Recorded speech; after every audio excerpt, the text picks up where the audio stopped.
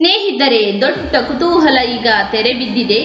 ಅಯೋಧ್ಯೆ ಗರ್ಭಗುಡಿಯಲ್ಲಿ ಬಾಲರಾಮನ ಅಥವಾ ಬಾಲಕ ರಾಮನ ಕೆತ್ತನೆ ಈಗ ರಿವೀಲ್ ಆಗಿದೆ. ಮೈಸೂರಿನ ಅರುಣ್ ಯೋಗಿ ರಾಜ್ ಅವರ ಕೆತ್ತನೆಯ ಬಾಲಕ ರಾಮನ ಮೂರ್ತಿ ಕೆತ್ತಲಾಗಿದೆ. ಅಂದರೆ ಕಪ್ಪು ಶಿಲೆಯಲ್ಲಿ ಬಾಲಕ ರಾಮಮೂರ್ತಿಯನ್ನು ಕೆತ್ತಲಾಗಿದೆ.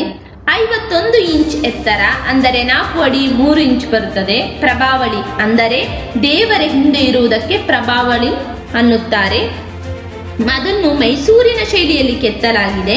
ಪ್ರಭಾವಳಿಯಲ್ಲಿ ವಿಷ್ಣುವಿನ 10 ಅವತಾರಗಳನ್ನು ಕೂಡ ತೋರಿಸಲಾಗಿದೆ.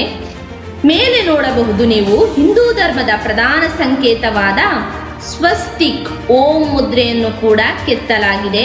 ಬಲಭಾಗದಲ್ಲಿ ಹನುಮ, ಎಡಭಾಗದಲ್ಲಿ ಗರುಡನ್ನು ಕೂಡ ಕೆತ್ತಲಾಗಿದೆ. ರಾಮನಿಗೆ ಅಂಗವಸ್ತ್ರವನ್ನು ಕೊಡಲಾಗಿದೆ. ಬಾಲಕ ರಾಮನನ್ನು ಕೆತ್ತಿದವರು ನಮ್ಮ ಕರ್ನಾಟಕದ ಮೈಸೂರಿನ ಅರುಣ್ ಯೋಗಿರಾಜ್ ಅವರು. ಅದು ನಮಗೆ ಹೆಮ್ಮೆ ಪಡುವಂತಹ ವಿಷಯ. ಹೊಯ್ಸಳ ಶೈಲಿಯಲ್ಲಿ ಬಾಲರಾಮನನ್ನು ಮಾಡಲಾಗಿದೆ. ರಾಮ ಸೂರ್ಯವಂಶವಾಗಿರುವುದರಿಂದ ಸೂರ್ಯ ಚಿತ್ರ ತಲೆಯ ಮೇಲೆ ಕೆತ್ತಲಾಗಿದೆ. ಬಾಲರಾಮ ಕಮಲದ ಮೇಲೆ ನಿಂತಿದ್ದಾರೆ. ಬಾಲರಾಮ ಉದಯೋನ್ಮುಖದಲ್ಲಿ ನಗುತ್ತಿದ್ದಾರೆ. ಬಾಲರಾಮ ವಿಗ್ರಹ ಕೆತ್ತಲಾಗಿದೆ. ಮೂಲ ವಿಗ್ರಹದಲ್ಲಿ ಬಿಲ್ಲು ಬಾಣ ಹೊಂದಿಲ್ಲ. ರೆಫರೆನ್ಸ್ಗೆ ಒಂದು ಬಿಲ್ಲು ಬಾಣವನ್ನು ಕೊಡಲಾಗಿದೆ. ಅರುಣ್ ಯೋಗಿರಾಜ್ ಹೇಳಿಕೊಂಡಂತೆ 6-7 ತಿಂಗಳು ಕಾಲ ಕೆಲಸ ಮಾಡಲಾಗಿದೆ. ಇವರು 5-6 ವರ್ಷದ ನರ್ಸರಿ ಮಕ್ಕಳನ್ನು ನೋಡಿ ಬಾಲರಾಮನ ವಿಗ್ರಹವನ್ನು ಕೆತ್ತಲಾಗಿದೆ.